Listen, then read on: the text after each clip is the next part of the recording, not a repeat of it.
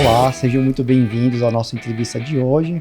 Meu nome é Hugo Caiuelo, líder de estratégia e M&A aqui da Peers Consulting. Hoje é um dia muito especial, temos aqui uma convidada para tratar sobre o tema de OKR, Objective Key Results, num contexto de empreendedorismo no setor de produtos químicos renováveis. Temos como objetivo entender aqui a importância, os desafios, oportunidades de um projeto de OKR dentro de uma empresa que apresenta uma complexidade grande, né, de lançamento de produto disruptivo e aí uma alta complexidade também de stakeholders. É com muito prazer, então, que eu apresento a Carolina Santana Silva. Carolina é Global Performance Manager da Sustain, uma empresa da Braskem. Hoje ela tem o desafio de promover a transformação de grande impacto através da inovação de produtos químicos renováveis, para construir aí um futuro mais sustentável, com neutralidade de emissão de carbono, através de insumos e fontes renováveis. Carolina tem uma experiência relevante em gestão de portfólio de projetos, de inovação, gestão de roadmap de produtos tecnológicos dentro da indústria petroquímica. Seu comprometimento com as práticas de gestão e inovação se destaca e ela é uma influenciadora positiva, né, de transformação no setor. E hoje exploraremos uma perspectiva única da Carolina no projeto de OKR, destacando também sua formação na USP com MBA de Gestão de Projetos. Obrigado, Carolina, mais uma vez por estar aqui conosco hoje. É um prazer ter você aqui na Peers Consulting. Imagina, o prazer é todo nosso, Hugo. Vamos lá. Obrigado. Então, eu gostaria de começar... Posso falar, Carol? Com certeza, com certeza. Eu gostaria de começar, Carol, assim, para explicar para a nossa audiência, né, o contexto do projeto, ou seja, o que é a Sustain, né, qual que é o problema que a empresa está disposta, né, a resolver aqui no nosso planeta, certo? Não, a Sustain é uma empresa super dinâmica, né? Ela nasce como uma joint venture entre a Braskem e a Sojitz. A Braskem, né, enfim, ela tem uma relevância gigantesca na América com termoplástico no geral. Ela é pioneira na questão de bioplástico e a Sojitz é um gigantesco dentro ela é estabelecida no Japão, mas para o comércio asiático, ela tem uma presença muito forte, né? Então, é desse contexto que a Sustain nasce. E a Sustain, ela nasce com esse desejo também de ser líder global em biomag, né? E transformar esse mercado de garrafa e têxteis, né? Porque o biomag, ele é o quê, né? Por exemplo, para a gente fazer a garrafinha PET. Para a gente fazer a garrafinha PET, a gente precisa de MEG e PTA. Hoje, 100% do MEG, ele advém do fóssil, né? Que enfim, a gente pode ter escassez a qualquer momento. Então, o desafio da Sustain é produzir esse MEG a partir de açúcar de planta, né? E não só o MEG, como o outro subproduto que a gente tem é o BioMPG. O MEG, ele é utilizado não só em garrafa, mas também em toda a indústria têxtil, a questão de embalagens, né? Tudo isso a gente utiliza pro BioMag. E o BioMPG, ele é muito utilizado em indústria, na parte civil também, construção.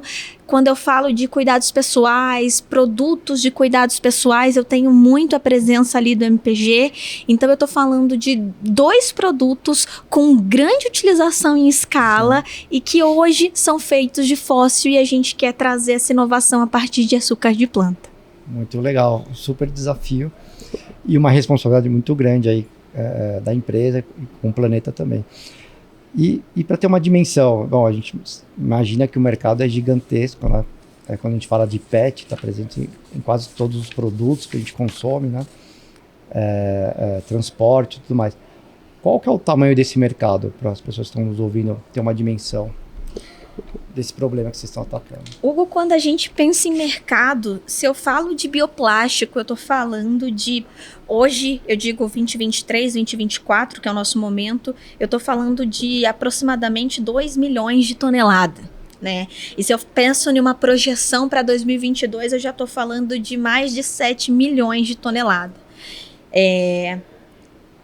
dinheiros. Então, se eu falo de dinheiro, eu falo de mais de 7 bi de faturamento agora em 2022 e com projeção para 2030 em mais de 30 bi, né? Então, a Sustain, ela realmente tem esse anseio de ter mais produção para suprir esse mercado, né, daqui em diante. Perfeito.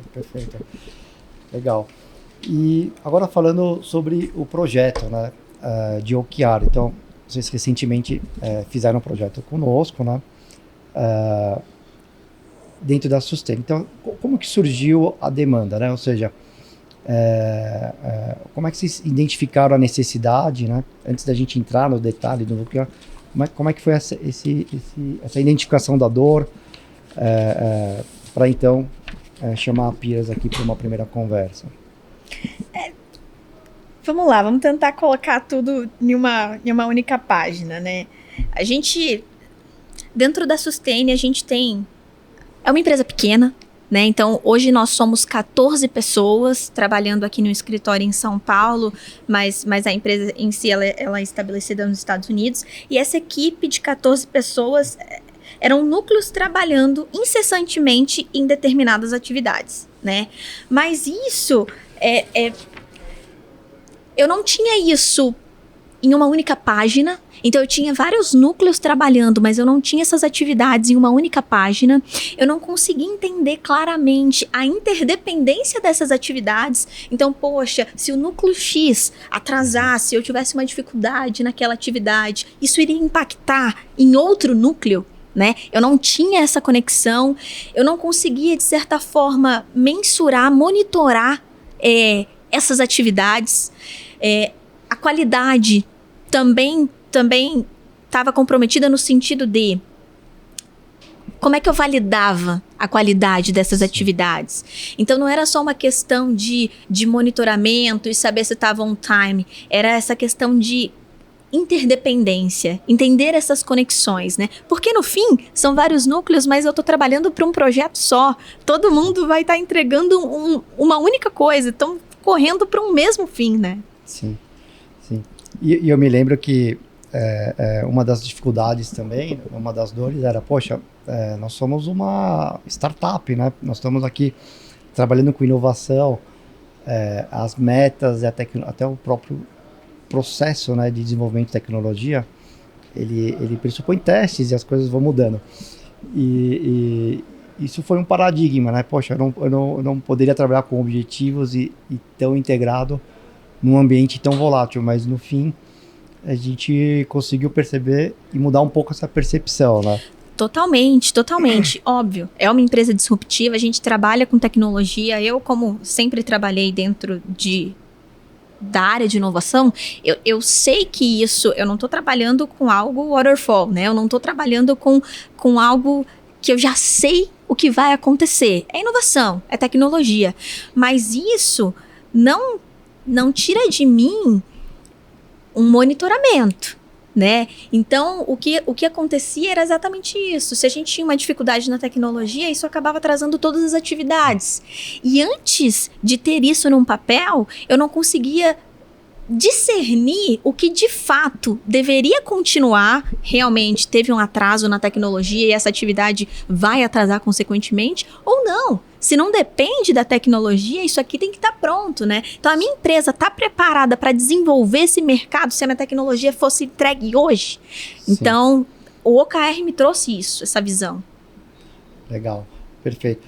E aí, trazendo um pouquinho do conceito mesmo do OKR, né? Não é uma obrigação de todos que estão ouvindo aqui conhecer, né? Eu gostaria de pontuar aqui, quando a gente fala de OKR, a gente está falando de objetivos, né? Que como princípio tem esse desejo, né? A gente mensura esse desejo, essa meta que se quer alcançar, né? Ele é um objetivo curto, inspirador, né? Tem que ser empolgante. Ele tem esse objetivo de motivar, desafiar, tem um prazo de conclusão e responsável, né? Então, dentro do objetivo,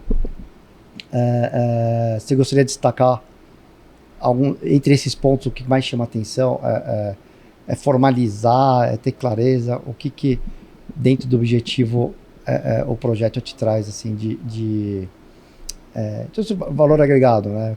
O que mudou com a implementação? O OTFOB em si, né, que foi a metodologia de fato que a gente utilizou, que é Start on Time, In Full, On Budget, foi incrível. Isso de fato é o tripé para qualquer desenvolvimento de projeto, monitoramento, enfim. Mas o In Full, eu confesso que foi o que mais me pegou, né, no sentido de entender a qualidade daquela entrega e mais, saber o que eu quero daquela entrega, porque isso é extremamente importante para saber se foi atingido o meu target ou o meu mínimo. Então foi algo que me pegou bastante, assim, sim, o In Full, especificamente. Sim. Legal, essa metodologia foi bem bacana. O On Time, o OTFOB é uma sigla, né, que a gente acabou usando, mas para dizer que está em tempo, né, completo e no budget, né? E por vezes a gente pensa no indicador e pode esquecer uma dessas variáveis, né? E até passando aí pelas etapas do projeto, né? A gente teve, então, para esse projeto, né, não é sempre uma receita de bolo, mas para esse desafio que a gente teve aqui na Sustain, a gente organizou e elaborou o projeto dentro de uma discussão das árvores de valores, né? Dos OKRs em si, das definições, e aqui foi interessante que a gente teve algumas discussões do target, do mínimo e do critério específico, a própria coleta de dados, né, que a gente teve o cuidado ali de ter a precisão, né, e por fim ali a última etapa do dashboard para apoiar vocês na gestão, né. Então assim, para cada uma das etapas, eu fiz recapitulei, mas queria um pouco da sua percepção, né, como quem é responsável, né, dentro da Sustain por implementar o projeto. Como é que foi a sua percepção das discussões, do benefício de se discutir as árvores de valor? Foi uma das primeiras discussões, né, que a gente teve, e queria um pouco do seu relato. O que você achou desse processo da construção das árvores, né? O processo das árvores, ele trouxe muito para mim a questão integrativa, no sentido do meu funcionário, do meu integrante, entender exatamente a importância da atividade que ele tem, que ele executa no todo. Então, quando as árvores de valor começaram a ser construídas, a ganhar forma, sim, cara, e o integrante enxergar, poxa, então o que eu faço é isso aqui, tem essa importância para a empresa, para o projeto, está conectada com. Então, isso foi extremamente rico, né? E começou a ser. A gente foi tecendo essa informação, sim, nas discussões, assim. E as discussões foram inicialmente one-on-one. Então, sim, ouvir a percepção individual e sem ruídos externos de cada um dos business leaders e depois colocar todo mundo numa mesma mesa, né? Porque no fim a gente precisava chegar em um desenho de árvore. Sim. Então, foi uma construção extremamente rica, foram discussões que trouxeram à tona o que a gente queria para um futuro médio e longo prazo. Então, por quê? Por que a gente está aqui? Querendo ou não, por mais que o projeto veio ali da Braskem há cerca de 7, 8 anos sendo construído, a empresa é novíssima, né? A gente tem, sim, 2 anos aí. Então, a gente estava nesse momento de construção, de ambição, do que a gente quer para o futuro. E nessas discussões iniciais de árvore de valor, a gente começou a tecer, né? Todos esses objetivos futuros, né, Hugo? Legal o depoimento. E até dando um pouco de estatística para quem está nos ouvindo aqui, no fim nós terminamos acordando, né, 5 árvores de valor, sendo que 4 principais nós ali de objetivos, certo? Depois ficou uma média de 7,5 key results, né, para cada principal objetivo. E por árvore a gente ficou ali com 30 key results para cada árvore de valor. Bom, e nesse processo evidente, a gente saiu uma lista mais longa e depois fomos discutindo algumas coisas, A gente foi tirando e chegamos nessa estatística. E aí, uma vez definido isso, a gente foi então para a parte de definição dos objetivos, e onde a gente usou os conceitos de target, né, e de mínimo. E também fizemos um refinamento do critério específico, né? Até na nossa planilha lá, era uma coluna bem importante, né? Eu queria um pouco do seu relato, como é que foi esse processo de definição, o que trouxe de valor agregado, né? E, enfim, um pouco do processo e dos benefícios dessa parte de definições. É engraçado que quando a gente começou o processo, a conversa era muito... esse objetivo não tem como ser mensurado. Sim. Isso aqui não dá pra gente mensurar. O que eu faço é binário. Ou é 1 ou é 0. E com o passar das semanas, como a gente conseguiu granularizar essas informações. E isso traz para nossa empresa especificamente, que é uma empresa com 2 acionistas diferentes, né? Então eu tô falando de uma Braskem, tô falando de uma Sojitz. Isso trouxe uma unidade de linguagem. Então, todo mundo estava entendendo o que significava aquele avanço de 10%, de 30%.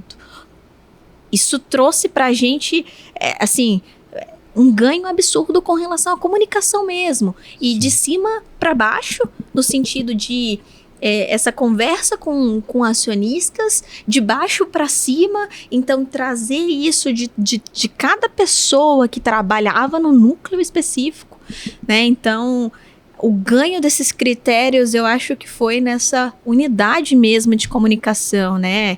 Era engraçado porque, assim, foi rápido. Foram 3 semanas. Até a definição, sim. 3 semanas. E... no primeiro dia da primeira semana, a gente saiu, vai ser impossível definir esses targets, até uma quebra, às vezes, de 6, de 7 critérios específicos para um objetivo dentro do OKR, né? Sim, perfeito. É muito bom esse ponto da comunicação. De fato, assim, eu me lembro também que existia uma preocupação de criar mais um controle, né? Até com essa frase, mas que, na verdade, uma vez que ele é claro, está bem comunicado, no final é o contrário. Ele acelera a comunicação, acelera o entendimento, acelera status, acelera e diminui o controle. E diminui o controle. Então ele é um pouco contraintuitivo e a gente foi, né, gradualmente passando por esse processo mesmo de aprendizado. Né? Ele é um pouco contraintuitivo no começo, mas rapidamente as pessoas, ao fazer também, conseguiram perceber, né? Foi bem legal esse processo. Exatamente, a gente está no 2º mês, né? A gente acabou de implementar o projeto, estamos no 2º mês de prática e dentro desses 2 meses foi isso que eu entendi, assim, poxa, o controle diminuiu, né? Assim, então se antes a minha equipe precisava atualizar 3 materiais diferentes, hoje a gente atualiza um só. Né? E a partir desse a gente alimenta todos os relatórios que a gente tem, né? Sim. Todos...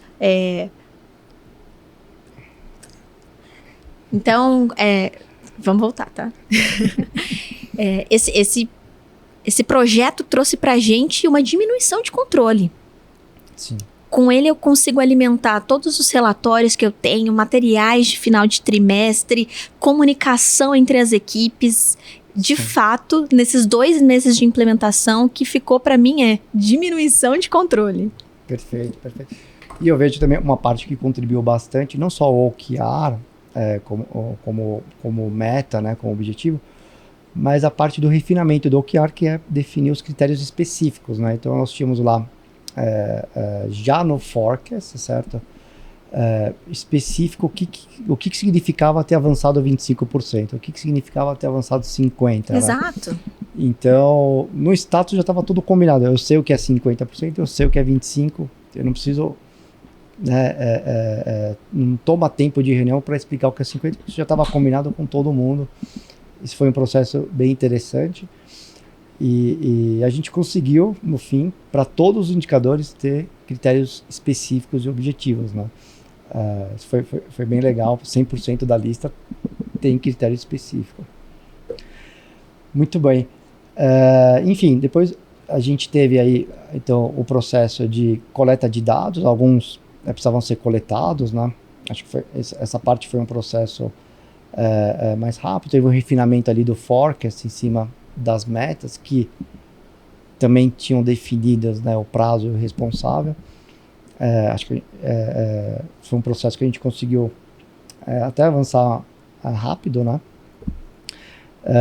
Para depois preparar então o dashboard de monitoramento, ou seja, conseguir atingir aquele objetivo daquela dor de ter uma página única, né? Aí eu queria que você contasse um pouquinho dessas duas últimas etapas, como é que foi a experiência da coleta de dados e do próprio dashboard.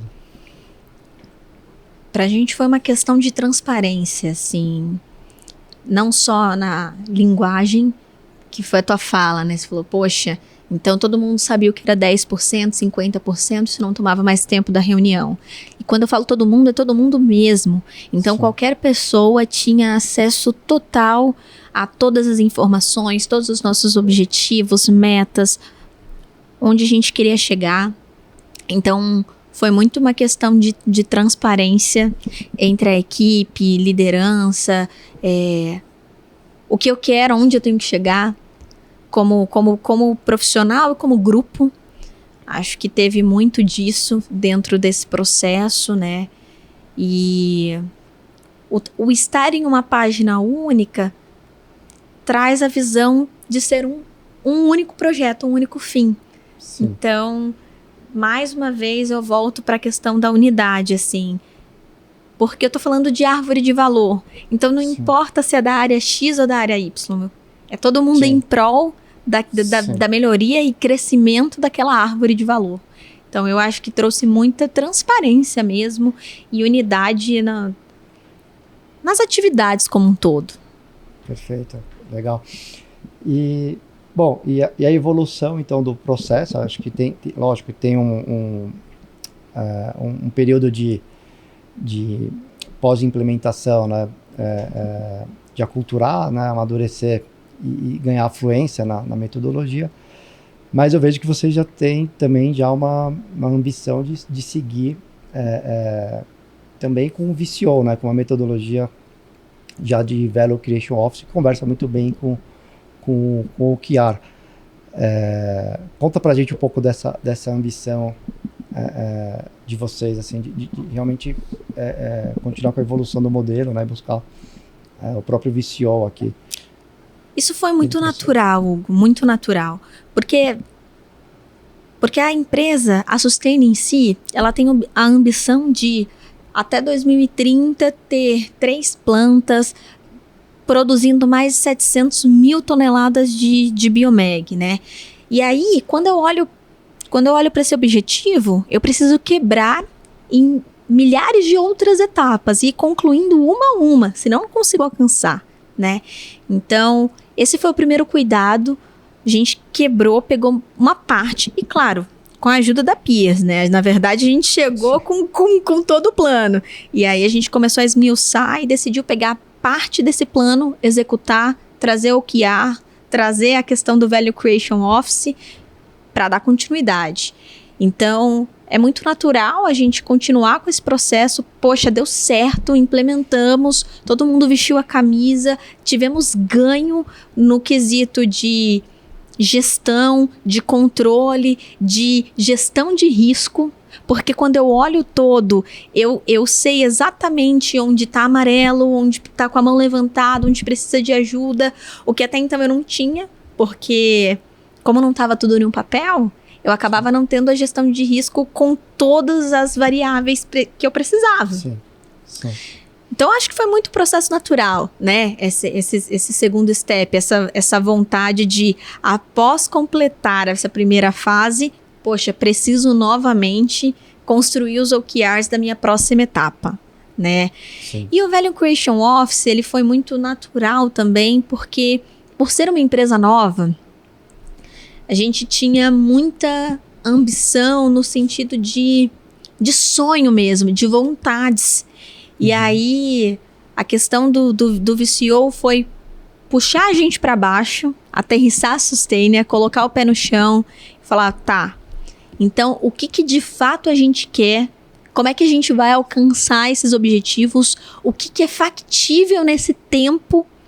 Então, a gente começou a literalmente traduzir os nossos sonhos, ambições, valores em meta e visão para a empresa, de médio e longo prazo. Sim. E aí foi a partir do VCO, né?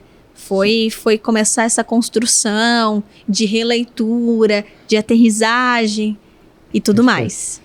Perfeito. E aí eu vejo assim, né, olhando aqui de fora, né, como consultor, que ele encaixa bem por ser focado em valor, como a própria empresa já é bastante orientada, mas também muito adaptativo, porque as fases são muito claras, né, dentro do processo mesmo dentro do processo, né, de inovação. E a parte do risco, realmente, a gente viu que tinha os riscos mapeados, mas eu vejo que ajudou também a estar numa ordem, no contexto correto para cada um dos pontos, né? E eu destacaria, acho que o benefício então do VCO também é a parte de integração, né? A parte integradora, que é um pouco o que você falou lá no começo das atividades interdependentes, do caminho crítico orientado ao valor, né? Ainda mais num processo que está sempre em mudança, é bastante importante essa orientação. Que foi uma construção também, né, Hugo? A gente demorou algumas semanas até a gente pegar a orientação ao valor e colocar como número 1. Sim. Dentro dos nossos objetivos, né? Foi muito bacana essa Sim. Construção. Sim. Legal. Bom, acho que realmente foi um processo... Foi rápido, né? Foi um projeto aí de 7 semanas, né? Eu acho que geraram boas lições, lessons learned, né? Que a gente costuma dizer, lições aprendidas. E assim, para quem está nos ouvindo, que não implementou um projeto ainda, vai começar essa jornada, né? Fazendo uma releitura desse processo, essas 7 semanas, o que você gostaria de compartilhar, né, como lições aprendidas ou recomendações para quem vai começar um processo similar? Lógico, cada empresa tem um contexto, mas é legal trazer um pouco das lições aprendidas para quem está nos ouvindo aqui. Não, com certeza. Antes disso até, assim, o que aconteceu foi, poxa, eu também tenho um background em gestão de projetos. Sim. Então, na verdade, o que a gente fez foi tentar fazer sozinho. E tentamos por alguns meses. E aí a gente percebeu que, poxa, não estamos conseguindo avançar. E foi o momento de levantar a mão e olhar pro mercado, né? Perfeito. Então, a gente já tinha esse anseio, né? Quando você me pergunta de boas práticas, de uma recomendação pessoal, eu acho que a primeira coisa é ter a cabeça aberta para mudança. Então, poxa, eu tô chamando alguém de fora para olhar aqui o meu. Sim. Então, eu preciso estar aberto para mudança, sabe? É uma pessoa de fora que vai olhar. Se eu não quiser mudar, então, poxa, eu nem abro a porta, né? Então, acho que a primeira coisa é ter a cabeça aberta para mudança. O segundo ponto... eu acho que eu coloquei como fincar minhas raízes, no sentido de lembrar do porquê eu decidi pedir ajuda para a implementação desse projeto. Gostei do termo. Porque no meio do caminho você se perde, assim, é difícil, a mudança é difícil, é dolorosa. E aí no meio do caminho você fala, não quero mais, vamos voltar, tá dando certo. E aí quando suas raízes estão fincadas, você sabe por que você decidiu fazer aquilo, a importância, aonde você quer chegar, e aquilo te segura para passar pelo processo, né? E por último é ter fé, no sentido de... Quando você e sua equipe estavam nos ajudando, eu juro, Hugo, que eu olhava assim, e a gente estava todo dia junto. Falei, gente, onde ele vai chegar? Assim, o que ele vai entregar? Assim, eu realmente tive que ter fé, acreditar que no final ia sair um entregável, literalmente. Porque além do ganho que não é palpável, que foram as nossas conversas, as nossas discussões, tem o que é palpável. Então, a gente tem um material orientador, a gente tem um controle, um dash, né? Um dashboard. Então, existe algo palpável no final, como entregável mesmo, que vai me ajudar no controle ativamente. Eu vou olhar para um forecast, eu vou olhar para um gráfico. Então, eu precisei ter fé que no final eu teria algo ali para eu dizer que é meu ali, um entregável. Sim, é muito bom esse ponto, porque de fato quando a gente chega no cliente, né, é muito comum a gente pedir muitas informações, né? Então, tem as primeiras semanas, a gente chama do data request, né? Então, tem uma série de informações que a gente... Entrevistas, né? Foram diversas também. Mas a gente sabe onde quer chegar, tem a metodologia, mas eu acho que esse sentimento é foi realmente perceptível ali na primeira e segunda semana, mas acho que já na terceira e quarta, já percebendo o valor aí do projeto. Legal, muito bom. Olha, cobrimos aqui o roteiro, foi muito legal ter, né, esse depoimento, essa experiência compartilhada com pessoas que querem implementar, passar por um projeto de OKR. Então, agradeço muito a presença e foi um prazer ter você aqui com a gente hoje. E deixo a palavra final, assim, com últimas considerações do valor percebido. Agora pensando mesmo a gente falou muito do processo, né, das dificuldades, mas de como é que você enxerga, poxa, eu vou rodar agora a empresa os próximos anos, né, com OKR e tal, como que você enxerga que essa metodologia vai contribuir aí para a jornada, o desafio tão grande que vocês têm pela frente, né? Nossa, assim, é uma paz interior, literalmente. Eu não falei brincando quando eu falei isso pra você antes da gente começar aqui. Eu tentei tantas vezes, e aí no final, quando você tem um material, e aí eu olho o meu acionista, o meu líder de negócio, olhar pra essa página e falar, poxa, agora sim, eu gostei. Eu gostei, assim, isso expressa de fato as atividades, os controles, aonde eu quero chegar, a qualidade daquilo, se tá dentro do meu orçamento, se tá dentro das minhas ambições, porque se não tá, é o momento de cortar também. Sim. Então, quando o meu líder de negócio olha para essa página e fala, era isso que eu esperava, assim, isso já me traz uma paz, um conforto absurdo de estar no caminho certo, né? E a questão, principalmente, que os OKRs me trouxeram, assim, dentro da árvore de valor, assim, para mim foi o maior insight da pessoa conseguir enxergar o porquê ela tá fazendo aquela atividade. Você faz de forma diferente. Sim. Quando você sabe o que você está fazendo, a importância disso, qual é o fim do processo, isso muda a forma com que eu olho e executo, assim. Então, acho que esse foi um dos maiores ganhos que a gente teve também. E como palavra final, só tenho a agradecer mesmo. Já te agradeci de antemão, agradeço novamente, assim, pelo cuidado, pelo trabalho executado e pelos trabalhos que ainda faremos juntos aí.